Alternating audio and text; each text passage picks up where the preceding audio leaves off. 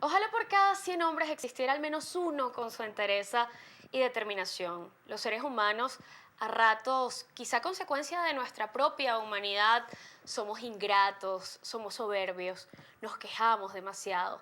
Otras veces, tal vez consecuencia de lo que terceros nos dicen, nos trazamos límites, paradigmas mentales que creemos inquebrantables. Pero de vez en cuando aparece un ser extraordinario como él para recordarnos que siempre podemos llegar a ser la mejor versión de nosotros mismos. Su historia no es triste, sí aleccionadora, y además nos recuerda que llegar a la meta no se trata de recursos, sino de voluntad. Para mí es un placer poder tenerte acá y un honor, Michael Melamed. Bienvenido. Muchas gracias, mi agrado es sensible, así que creo que acá unas lagrimitas vamos a echar todos. Nada más ya con tus palabras me conmuevo, no me imagino. Seguramente así está la gente detrás de la cámara. Conmovedora es la vida, tu vida, Michael, y creo que las historias como la tuya valen la pena ser contadas muchas veces. De hecho, cuando me planteaba venir acá, te confieso que surgieron un montón de preguntas y decía, ¿por dónde? ¿Por dónde vamos a comenzar esta entrevista? Y sabes que llegué a la conclusión, aunque parezca descabellado, que lo primero que quiero preguntarte es si crees en el destino. ¿Crees en el destino? Siempre he hablado del origen más que del destino. Siempre el destino es fundamental, sobre todo saber por lo menos para mí es una práctica constante, casi obsesiva, de entender mi destino como la voluntad de Dios e intentar alinear mi vida lo más posible con ese ser trascendente que nos construye y nos crea, ¿no? Y es como una práctica constante que intenta mantenerme en pie, pero siempre digo que para descubrir tu destino necesitas saber cuál es tu origen. Siempre creo que Dios prefiere a aquellos que pintan, ¿no? Y no importa si pintan bien o si pintan mal. Acá no se trata de ser Picasso, Dalí, Cabré. Se trata de pintar. Y eso es lo que hace que el hombre sea humilde, tener la capacidad de dar la pincelada y después Dios la arregla, porque para eso está Él. Qué bonito ese vínculo que tienes con Dios, del que por supuesto quiero que me hables Sí. en un ratito. Antes, bueno, algunos aseguran que la memoria es selectiva, por Sí. eso a mí me da curiosidad saber, cuando tú echas tus recuerdos atrás, ¿cuál es el primero que aparece? ¿Cuál es el primer recuerdo de tu propia vida que atesoras? Seguramente son olores, colores muy opacos, ¿no? Como los años 70, ¿no? Esos años 70 que fueron colores muy planos y opacos, ¿no? Color ladrillo, ¿no? De un piso color ladrillo, ah, olor a verde. Y esa voz de mis padres y de mi nana, ¿no? Son como un trío que son voces muy disímiles, muy diferentes, pero que impactaban de manera diferente en mi vida. Eh, esa, ese- esa energía de mi padre, ¿no? Con tu Que en paz padre, descanse, lo sé. eh, quien yo siempre digo que él siendo judío, él me exhibió como su estrella de David. Es decir, en aquel momento los niños como yo no eran exhibidos, eran escondidos los judíos. En los años 70 los niños diferentes, los niños con dificultades, los niños, aquellos que llamaban anormales en aquel momento porque el estándar era lo normal. Hoy en día lo normal es la diferencia, gracias a Dios. Hoy en día estamos claros que la cosa se fue por otro lado. Pero en aquel momento no, aquel lo estándar. Aquel momento lo estándar era Entonces él me exhibía y me ponía enfrente y me exhibía orgulloso. Quizás, no sé si con rabia o no sé si con fuerza, no lo sé. Pero me exhibía como diciéndole al mundo, yo no sé a qué viene esta persona, pero vamos con todo. Y yo creo que esa energía era implacable, como la energía de mi nana, esa negra maravillosa que me sembró Venezuela en el corazón. Así es, yo creo que yo vine, esos impulsos de un Ahí mundo mágico, están los ¿no? primeros recuerdos. Vamos a Sí. tener ocasión de hablar de ambos. Ya casi se acerca el momento de nuestra primera pausa, pero no puedo ir al corte sin hacerte esta pregunta. ¿En qué momento te diste cuenta de que eras diferente? Porque muchas veces otros nos dicen, oye, tú no encajas, no eres igual, y resulta que por dentro nosotros no tenemos nada raro. ¿Qué pasó en tu caso? Hay dos momentos. Uno cuando te das cuenta que eres diferente y otro cuando aceptas que eres diferente. Y los dos son dos momentos completamente distintos. Y entre esos dos un sufrimiento terrible. Porque cuando te das cuenta que eres diferente pero quieres ser igual, es complicado. Y eso seguramente... ¿Qué edad eh, tenías? eh, seguramente muy pequeño. La ventaja es que de 0 a 9 quizás, o de 0 a 10, en mi familia hizo el trabajo de hacerme creer que yo era una buena noticia, ¿no? Yo creo que en algún momento me lo creí porque ahora trabajo para hacer buenas noticias para la gente, pero bueno, entre 10 y quizás 20 y pico de años la cosa estuvo complicada.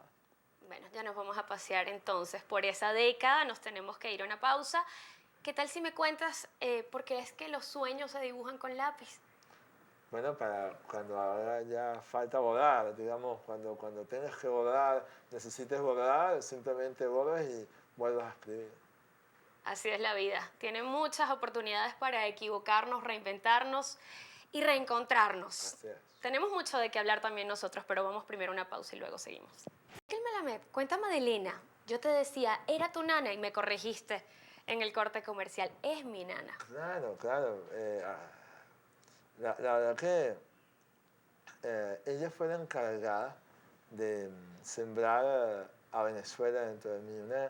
Una negrita maravillosa que llegó de Cariaco, un pueblito del estado Sucre, ah, y ella sembró en mí justamente la capacidad del relato, de narrar, de la narrativa, del cuento, porque ella todo lo que contaba era basado en el realismo mágico. Tú escuchabas sus historias y quedabas prendado inmediatamente y tú no sabías cuánto de eso era verdad, cuánto de eso era mentira, pero no importaba, porque definitivamente ella lo que hacía, lo hacía con amor. Una persona que, por ejemplo, no sabía leer y escribir, pero aprendió el alfabeto solamente para enseñármelo. Esto es como ese amor. Tuvo conmigo toda la vida y yo creo que también fue una gran impulsora que sembró esa energía que tiene el venezolano de superación, de progreso, de emprendimiento. Creo que eso desde muy pequeño se sembró en mí gracias a mi nana, a mi negra. ¿Cuántos años tiene hoy la nana? Nunca lo sabremos. Si Porque develamos su edad en televisión, nos regaña. como buena mujer, ella nunca lo develó y muy probablemente tenga más o menos de lo que dice, pero ese es uno de los misterios muy bien guardados de ella. ¿Y cuánto tiempo estuvo acompañándote? Yo creo que toda mi vida, ¿no? En diferentes maneras, en diferentes facetas, pero definitivamente su espíritu, su esencia y sus enseñanzas están todos los días conmigo. Tú me haces recordar a Simón Díaz que al hablar de su madre decía que era una mujer que probablemente no había leído jamás un libro, pero tenía la sabiduría y el espíritu propio de la gente de pueblo, de la gente que aprende a amar un país, de la gente que aprende a compadecerse, a sentir al otro. Así es. Y eso no se estudia en ninguna universidad y eso no se aprende en ninguna parte. Y hoy en día sabemos que los estudios están evolucionando y que la academia es maravillosa, es muy importante, pero que hoy en día se está valorando muchas otras cosas, ¿no? Tú hablabas de la madre y mi madre es otro personaje maravilloso, peculiar, y cada uno fue rodeando mi vida, llenándola de diversidad de aprendizaje judío, católico, una negrita de Macondo. La verdad que yo soy una fusión, ¿no? Yo soy una fusión como esta época que está llena de fusiones y me siento muy orgulloso de esa mezcla maravillosa. Yo sé que tu madre también fue una persona importantísima en tu vida y quiero que sepas que al hablar de ella lo hago con todo el respeto que siento por mi Claro, propia madre claro, y por todo el respeto que siento de ser también hija de sí, una mujer. sí, Y entiendo que ella ha tenido que lidiar con distintos obstáculos. Uno de sí, ellos es un trastorno mental. Te confieso que en casa lo he vivido en primera persona y sí. sé lo que duele tener a un padre pasando por una circunstancia en la que tiene que luchar con su propia mente. Ah, ¿Cómo es tu mamá? mira, mi mamá es maravillosa y la verdad que su vida es un desafío. Ella me ha enseñado lo que es un desafío y además de esos desafíos de los más complicados, los que no se ven, los que otros te pueden decir, dale, pero no tiene, y tú ves otra cosa. La verdad que mi mamá, desde los 15 años que le dio meningitis, le dejó una secuela con un diagnóstico de bipolaridad paranoide, y lo cual ha hecho de su vida un desafío. Y ella me ha enseñado cosas tan increíbles. Mi madre es una de las personas que yo más admiro porque desde su circunstancia, ella fue la que, por ejemplo, hizo algo que muy pocas madres harían. Ella apostó a que yo podía nadar, por ejemplo, y ella me llevó a que yo aprendiera a nadar, pero hizo algo más difícil todavía. Me dejó allí y se fue. Porque ella sabía que si ella se quedaba conmigo, ella no me lo iba a permitir, ella me iba a agarrar en sus brazos y no me iba a permitir, ella me soltó, ella hizo lo que hace más difícil para una madre, que es soltar a su hijo, confiar en su hijo, en sus capacidades, por más que otros dijeran que yo no iba a aprender, que yo no iba, pero ella apostó, y ella siempre vive apostando y su apuesta es por ella misma, que es la más difícil. Entonces, yo siento una gran admiración por mi madre y ella también me permitió, a través de la comunicación con ella, desarrollar esa empatía por el ser humano. Porque yo tenía que entrar en su mundo, un mundo muy distinto, para yo entonces traerle al nuestro un poquito, ¿no? Y que conectarlo con nuestro mundo. Y yo creo que eso me hizo entonces poder también sentir empatía por otros seres humanos. Y ahora que trabajo con los seres humanos, generando equipos de alto rendimiento o trabajando con personas para llevarlos a su máxima potencialidad, la empatía es sin duda una de las herramientas más importantes. Sabes que percibo en lo que dices que se rescataron mutuamente. Digamos que llegaste para sostenerla mientras ella te sostenía a ti. Los hijos somos espejos, todos somos espejos.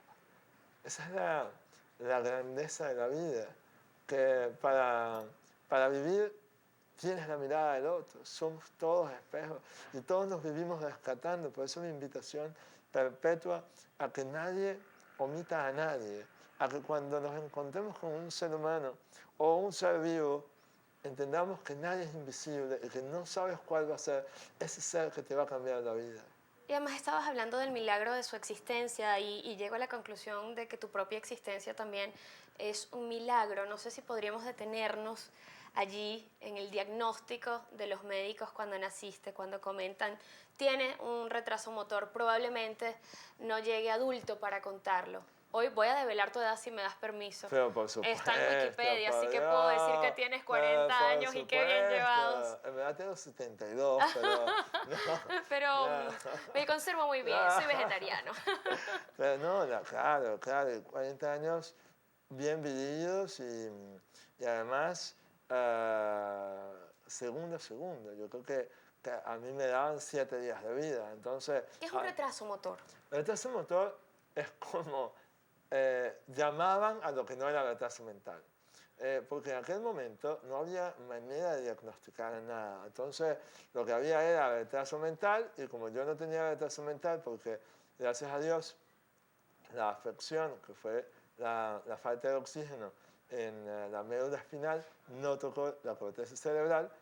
Estabas ahogado Entonces, con el cordón. claro, el cordón umbilical, yo nací con un doble vuelta al cordón umbilical, como muchos de los que nos están viendo hoy en día. El tema es que ese día el doctor decidió no hacer cesárea como era necesario, sino parto natural, me ahorcó con el cordón y cuando me fue a secar salí sin oxígeno y cuando me fueron a poner oxígeno, la bombona estaba vacía. Entonces, claro, en vez de echar oxígeno, echaron aire, mataron todas las células del médula espinal. Gracias a Dios mi cerebro no se vio afectado, me sentenciaron a 7 días de vida, que era lo que me daban, y bueno, gracias a Dios, como tú dices, ya tenemos 40 años y ya compartiendo con toda Venezuela, gracias a Dios. Pero bueno, tenían que diagnosticar de alguna manera. Claro. Y para no decir, bueno, no tiene retraso mental porque su corteza está bien, entonces no se puede mover, entonces era retraso motor, ¿no? Y básicamente era absoluta inmovilidad. Yo era una masa inerte, sin movimiento, cuando comencé y cada movimiento, cada segundo. Acuérdate que nos movemos hasta para respirar. Cada movimiento de nuestros pulmones es un movimiento. El corazón palpitando es un movimiento. Y todo movimiento era difícil. Entonces, la verdad que era difícil también. ¿Qué pasó con ese médico? ¿Le Eh, reclamaste alguna no. vez, en la medida que conociste tu propia historia, tu madre se peleó con él, tus padres Yo soy reclamaron? fruto del error humano. Por lo tanto, soy más humano que cualquiera. Porque todos cometemos errores. Todos cometemos errores. El tema del ser humano es reconocerlo, y eso lo sabemos. Pero la vida del otro no puede ser basada en que el otro reconozca su error. La vida del otro es vivir tu vida y no cometer los errores, o cuando los cometas, reconocerlos. Mis papás me enseñaron desde el primer día el tesoro del perdón. El tesoro del perdón. Y yo creo que, lo digo con todo el amor del mundo, creo que lo vamos a usar mucho en este país y en este mundo, ¿no? El perdón. Y ellos me enseñaron desde el primer día a enfocarse en lo que vale la pena enfocarse. Y para ellos lo que valió la pena era el amor que tenían por mí, lo que yo agradezco profundamente, y no a reclamarle al otro lo que dejó de hacer o lo que hizo, sino enfocarse hacia adelante. Yo creo que adelante no es una dirección, es una actitud. Y la actitud de ellos fue enfrentar mi vida como un proyecto, su proyecto, y con un inventario inicial. Lo que vino antes, y eso ya no pasó. Ahora vamos hacia adelante. Esa es la actitud que asumieron ellos, y yo creo que fue la primera lección de mis padres. Entonces, ese médico, como cualquier médico que comete aciertos, ¿no? La mayoría está ahí haciendo cosas maravillosas, creando milagros en equipo. Y yo acabo de vivir una circunstancia médica con mi padre, a la cual agradezco profundamente. Entonces, yo creo que hay que agradecer profundamente a la ciencia médica, y hay que reconocer que todos cometemos errores y seguir adelante. ¿Qué lección nos acabas de dar? Por algo eres un maestro, lo digo metafórica y literalmente porque te has dedicado a la docencia, pero de eso vamos a conversar luego de esta pausa. Ya seguimos con... Es muy difícil condensar una vida en los minutos que tenemos para contar tu historia hoy, pero haciendo un repaso por los episodios importantes tengo que llegar a tu niñez, porque los niños ciertamente están armados de franqueza y con esa misma honestidad pueden ser crueles. ¿Alguna vez te sentiste señalado, discriminado? ¿Cómo aprendiste desde pequeño a armar tu propia coraza contra todo lo difícil? Yo creo que lo dices claramente, ¿no? Y desmontar esa coraza fue tan importante como montarla. Y yo creo que para aquellos que nos estén viendo, vayan desmontando sus corazas y vayan viendo qué hacen con ellas, porque al final la vida es permearse y dejarse permear. Pero sin duda la niñez, a la hora de enfrentarse con la franqueza de los niños, era al principio muy difícil. De hecho, hay un episodio muy cómico que mi mamá me dijo un día que le sacara la lengua al próximo niño que me fuera a decir algo, y yo lo hice y lo practicaba, era una práctica constante, y fue maravilloso porque lo que me dio el truco, mamá, fíjate, de esa mujer que hablábamos antes, mira el truco que me dio, y lo que me dio es la plumita de Dumbo, ¿no? Esa herramienta chiquitita para empoderarme yo mismo y decir, bueno, de un lado puedo estar, la vida no va a cambiar, pero mi vida puede cambiar cuando yo decida, un día puedo estar en el lado de la víctima, pero el día siguiente puedo estar del otro lado, y entre esos dos infinitas posibilidades. Ahora bien, entre todos ellos, recuerdo que mi nana me enseñó muy bien a, a afrontar los espacios con gallardía, y Y yo creo que la exclusión no existe. Creo que existe la autoexclusión. Y como decía, es un tema de actitud. Y alguien me dijo, fe es buena actitud. Y yo creo que nosotros llegábamos a los espacios con buena actitud, la gente lo notaba. Y cuando tú no llegas con miedo, la gente no te tiene miedo. La gente se acerca, te pregunta, te curiosea, no se aleja. Y ese es el tema. Yo creo que el famoso bullying, el famoso acoso o la violencia en general tiene que ver con tu actitud hacia las personas y hacia dejarte permear por las personas. Y con esa buena actitud llegaste a la Universidad Católica Andrés Bello a estudiar economía, una carrera que tal vez preferiste no ejercer porque no era lo tuyo, no era tu camino, pero ¿qué fue lo que te condujo hasta ese punto en ese momento? Bueno, de alguna manera uso la economía como herramienta en toda la práctica profesional que desempeño, pero uno no es lo que estudia. Eso es una cosa que vamos aprendiendo con el tiempo. Uno estudia cosas para usarlo. Y hoy en día la filosofía moderna de vida, estos millennials maravillosos, entienden que la vida es una aplicación. Entonces, ya hoy en día los estudios son aplicaciones y los aplicamos y los aplicamos bien o los aplicamos mal. La universidad fue un pasaje maravilloso porque conseguí hermanos de la vida, conseguí aprendizajes increíbles y una universidad que te va sembrando cosas, ¿no? Entre otras cosas, el amor por lo social, por la sociedad, que hay que valorar de la Universidad Católica, en aquel momento al padre Ugalde y a todas esas generaciones que han devenido de una universidad tan bonita que tiene sembrado eso que los jesuitas saben hacer muy bien. ¿Quién te acompañaba a diario a la universidad? Wow, me acompañaron varias personas, pero sin duda, allá en segundo año de la universidad apareció un personaje llamado Galo Bermeo, proveniente de Ecuador, que ya llevamos más de 20 años en aventuras, ¿no? Y la verdad que un personaje maravilloso, un ser humano increíble, ¿no? No hay como hablar de este ser humano, no hay como medirlo. Y por supuesto, los amigos. Yo creo que la amistad y Venezuela tiene mucho de eso. No es lo mismo amiguismo, que eso es complicado, que eso es limitante, pero el tema de la amistad, valorar la amistad, creo que en Venezuela es un capital que tenemos maravilloso. Y hacer amigos fácilmente, creo que es otro capital que tenemos fácil. Y yo creo que los amigos son un tesoro, por lo tanto, donde quieran que estén, llamen a sus amigos, recuperen a sus amigos y nunca los dejen porque son el tesoro que te va dando la vida, son esa familia que uno escoge. Claro, que además los tienes que cultivar y me imagino que siempre es una simbiosis, ¿no? Es una relación recíproca, no Sí. solamente habrás recibido todo ese apoyo, se pierde de vista cuánto habrás podido dar, pero yo pensando un poco en este encuentro, en este programa, en este momento, en esas idas a la universidad, también llego a la conclusión de que todos necesitamos intimidad a ratos, estar a solas, sentir que no hace falta que otro esté allí para hacer lo que yo quiero. ¿Eso te ha frustrado alguna vez? Sin duda alguna, sin duda alguna. Ha sido un arte, saber manejar la soledad, la necesidad de la soledad. Solamente en la soledad nos encontramos.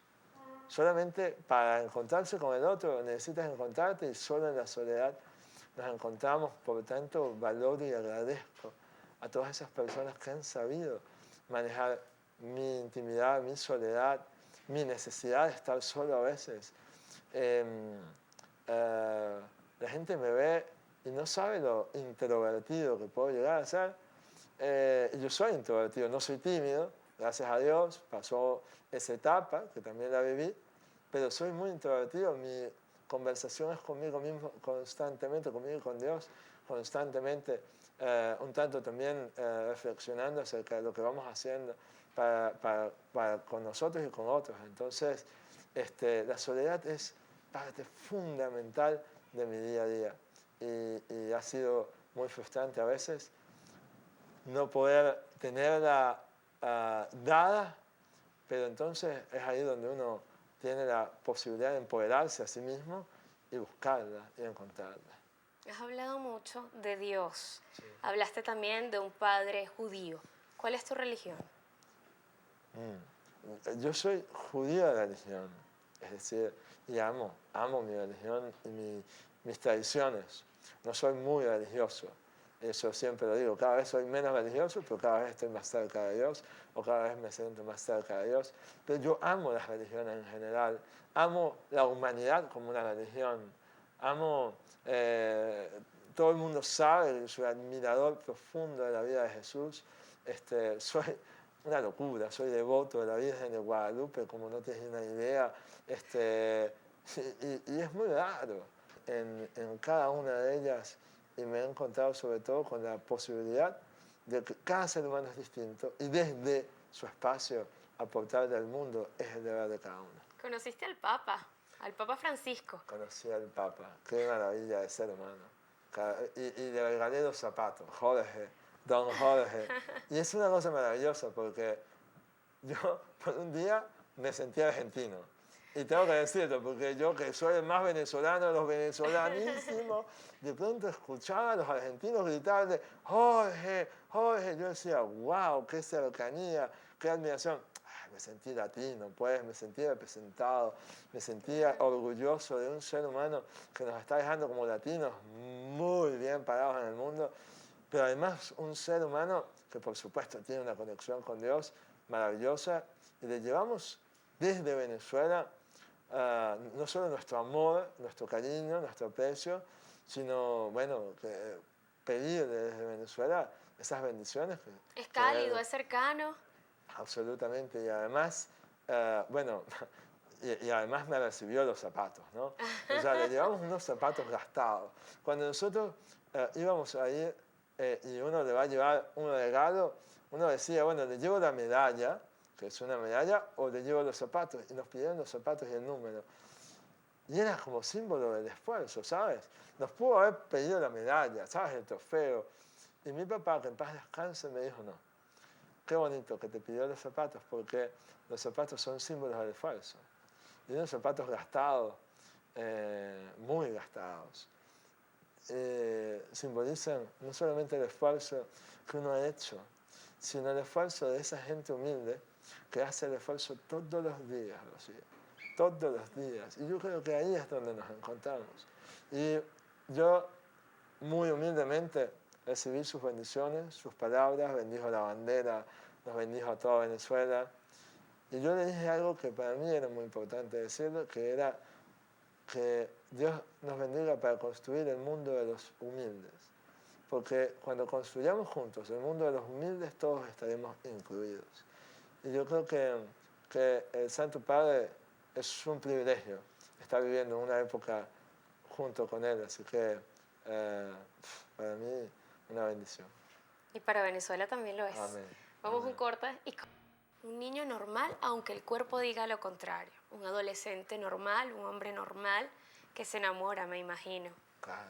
¿Cómo ha sido tu encuentro con el amor? Una y mil veces, desde pequeño. Creo que mi vida es poesía, como la vida de cada quien. Entonces hay que querer descubrirla, querer reclamarla y querer suspirar por ella. Y yo creo que el amor y el desamor es parte de ella. Por supuesto, hay que sentirse con derecho a ser amado y con derecho a amar, con el deber de amar y con el deber de ser amado y dejarse amar. Desde muy pequeño hubo muchos encuentros con el amor y con el desamor también. Acá, como los buenos deportistas, sabemos que mientras uno más practica, más probabilidades de aciertos hay, ¿no? Entonces, de eso se ha tratado todo, ¿no? De averaje y probabilidades. Y la verdad que muy bello, porque encontrar en la mujer el complemento es encontrar en la vida un sentido para dejarse entregar en el otro, ¿no? Y estar en el otro, y reposar en el otro, Y yo creo que eso es un privilegio que tenemos los seres humanos, de tener conciencia de ello, que no sabemos si los animales lo tienen. Claro, bueno, y con ese don de la palabra que tú tienes, yo no dudo que habrán sido varias las que habrán sentido pues inquietud por conocerte Bueno, mejor, por salir contigo. Pero Venezuela se pregunta, ¿cuántas novias formales, por ejemplo? no vale, yo creo que eso sería ¿Un atrevimiento de tu no parte? solamente un atrevimiento de mi parte, pero bueno, hay libros por ahí que pueden leer y por ahí uno cuenta todo. Pero más allá de novias, y, por ejemplo, en mi primer libro yo cuento la historia y hay que entender algo. A mí en la vida todo se me retrasó, es decir, todo vino más tarde. Y yo así lo acepté y así lo tuve que aprender a vivir. Y yo cuento la historia allí de una mujer que me cambia la vida. Yo no recuerdo, creo que fue a los 22 años o a los 21 años, cuando a lo mejor algunos han tenido cientos, y uno empieza a aprender de estas cosas porque se empieza a atrever a aprender y a emprender. Creo que el amor es un emprendimiento también.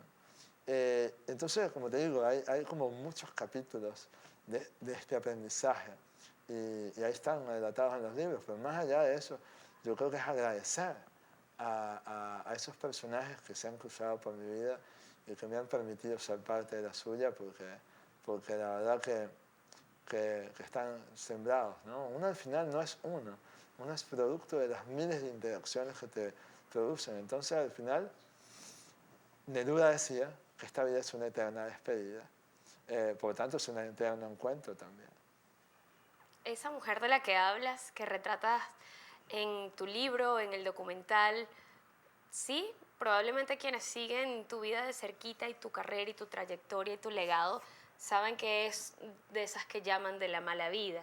No, no, en el libro hablé de una. Esta es Es otra. otra. Dios mío, Ah. por Dios, ya, ¿qué es esto? No, la verdad que sí. No, ahí fue cuando comenzó mi exploración de mi vida sexual. Ok, Es otra cosa. Por ok. supuesto, Cuéntanos eso. bueno, hay algo que es importantísimo. Yo creo que la salud es entera. Y parte del ser humano es muy importante, es la sexualidad. Y en un momento de mi vida, como digo, tarde para lo que otros lo habían explorado, yo tuve que preguntarme si yo podía o no podía tener sexo. Y cómo podía, porque al final no es un qué, es un cómo, ¿no? Y la verdad que bueno, como relaté en el documental, en ese momento yo decidí ir a donde uno de mis amigos para decir, mira, ayúdame acá, a ver qué hago, qué se te ocurre. Y él justamente tuvo la idea de, entonces, bueno, vamos a donde una prostituta. Hay un libro que yo leí muy joven que se llama Caín y Abel. Y ahí justamente uno de los personajes aprende a través de una prostituta. Y fue una lección muy interesante porque dije, bueno, pero acá hay algo, hay una manera de hacer. Y la verdad que mi amigo entonces armó toda la escena y como yo digo, fue maravilloso porque pude encontrar en todos aquellos que han explorado sexualmente su primer acto sexual, saben que no es la gran cosa, ¿no? Ya uno va practicando y mejorando. Pero lo que sí encontré allí fue no encontré a la prostituta, encontré a la mujer. Y nos quedamos horas, conversando desnudos en la cama. Y encontré donde ella me estaba contando su vida, que tenía un hijo, que estudiaba en la universidad, que justamente trabajaba para pagarse sus estudios, que cantaba en una banda. Y yo digo, wow, qué belleza, porque al final todos tenemos la posibilidad de encontrarnos en la humanidad. Y esa es mi apuesta por lo humano. Hay presidiarios y expresidiarios que son seres humanos maravillosos. Hay gente que ha hecho cosas y que ahora está resarciéndose de otras maneras. Yo creo que los seres humanos, si hay algo que tenemos, es la posibilidad de hoy cambiar la vida y hacer de la vida una vida para el bien. ¿Te enamoraste de aquella primera mujer? ¿O volviste a verla? No, no, para nada. Creo que me enamoré del momento. O sea, yo creo que nos enamoramos de los instantes. Y yo creo que eso es muy importante, porque así no somos tan apegados. Y el apego es un tema muy complicado. Entonces, yo entendía cuál era la función de cada quien en ese momento, pero le dimos, en ese amor total, de ese instante, de ese momento, nos dimos la posibilidad de conocernos. Y a lo mejor por ahí me está viendo. Y le mando un saludo a ella y a su hijo. A lo mejor ya se graduó Y y a lo está. mejor ya se graduó y está. Y la verdad que cada uno de los seres que se ha cruzado en mi vida ha sido parte de cualquier impacto que yo tenga en la vida de otros. Entonces, al final, somos una cadena. Con casarte, sueñas con hijos. Claro, hasta tengo la fecha y todo. Ya, o sea, en 2 años y medio todos están invitados y ya, sí, la gente se ríe porque yo digo eso. ¿Ya entregaste el anillo? No, no, no, Ah, no, ¿estás no, para esperando a la nada. novia? No, no, tampoco. Ya apareció No, la novia. no, tampoco. No, a ver, en 2 años y medio. Me tienes ya, engañada. claro. No, yo digo, al final son etapas donde uno va evolucionando. Y por supuesto, si leen Siddhartha, les recomiendo el libro Siddhartha de Hermann Hesse, Claro. entenderán que toda en la vida tiene una evolución y toda en la vida tiene sus etapas. Y por supuesto que sueño con casarme, y por supuesto que con tener descendencia y vivir esa maravilla de poder sembrar a través de hijos. Pero mientras tanto estamos sembrando en corazones y estamos sembrando en otros hijos. Y eso es lo que queremos. Y queremos muchos hijos de Venezuela y de otras partes del mundo con esa posibilidad del sueño, con esa posibilidad de confiar en sí mismos, con esa posibilidad de ser seres para trascender, no solamente para tener éxito. Eso se nos quedó pequeño en esta generación maravillosa que son los millennials. Ya ellos no piensan en éxito, sueñan con trascender, con impactar el mundo, con cambiar el mundo y nosotros simplemente ser partecita de esa posibilidad de descubrir cómo hacerlo. En los poquitos minutos que nos quedan, no puedo dejar de preguntarte, y lo teníamos pendiente, pues, ¿cómo celebras la llegada de otra entrega de la Guerra de las Galaxias? Ya decía yo que para muchos, probablemente también para ti, que has estudiado la ética, la filosofía, esto tiene una connotación mucho más profunda que Sí. extraterrestres peleando, ¿no? Totalmente, bueno, veo que me has investigado muy bien y soy un fan de las Guerras de las Galaxias. Creo que desde pequeño jugaba con esto, pero creo que George Lucas puso en la historia del mundo, ¿no? La historia de la vida y la historia de los seres humanos. Y creo en la fuerza, creo en esa fuerza que yo creo que sin esa fuerza no hubiéramos llegado a ningún lado, porque para ser una fuerza invisible ha logrado que nosotros hayamos hecho cosas imposibles de hacer. Y seguiremos en eso, seguiremos sobre todo develando la fuerza en otros. Yo creo que ese es nuestro camino, ese es nuestro sendero. Y sin duda, qué bueno poder decirle a la gente que la fuerza esté contigo, que la fuerza te acompañe, porque si no te acompaña, haremos que lo haga. Amén. No mentí al decir que el tiempo se iba a hacer corto. Quedan tantos temas pendientes en nuestro encuentro íntimo. Hablar, por ejemplo, de la sensación de ver tu propia vida retratada en la gran pantalla a propósito de Séptimo Arte. Hablar de lo que ocupa tu atención para este 2016, que apenas comienza. Y pues no sé si brevemente nos adelantas los proyectos y nos vamos con la promesa de que volveremos a encontrarnos. No, yo creo que vamos a tener que volver a encontrar porque no solamente por lo sabroso del encuentro íntimo, sino porque hay muchas sorpresas que no podemos revelar hoy, pero sin duda hablar de esa posibilidad de haber estado en la gran pantalla, un documental que en este 2016 va a estar por festivales internacionales y bueno, ojalá que le traiga alegrías a Venezuela y a sus realizadores, porque uno simplemente fue partícipe, pero sobre todo en cada persona que vio ese documental y que posiblemente hagamos actividades para el público, para que los puedan ver a quienes no lo vieron, porque refleja nuestra identidad, refleja una identidad muy venezolana, refleja la capacidad que tenemos como país no importa cuánto sea el esfuerzo, no importa cuánto sea la dificultad de trascender y superarnos siempre. Y eso creo que se agradece a quienes nos invitaron a hacerlo y se agradece a quienes lo vieron por reflejarlo en sus comentarios. Bueno, creo que diste en el cierre necesario para esta entrevista. Hoy nos regalaste un aminorado de soberbia, de inconformidad. Hoy nos recordaste que la palabra más importante es gracias y la única oportunidad necesaria es la de ser felices. Así que gracias de nuevo por regalarnos este tiempo y este pedazo de tu vida, por no ser cauteloso en detenerte en detalles. Y gracias además por la promesa de que esta entrevista, como todas las buenas películas, continuará.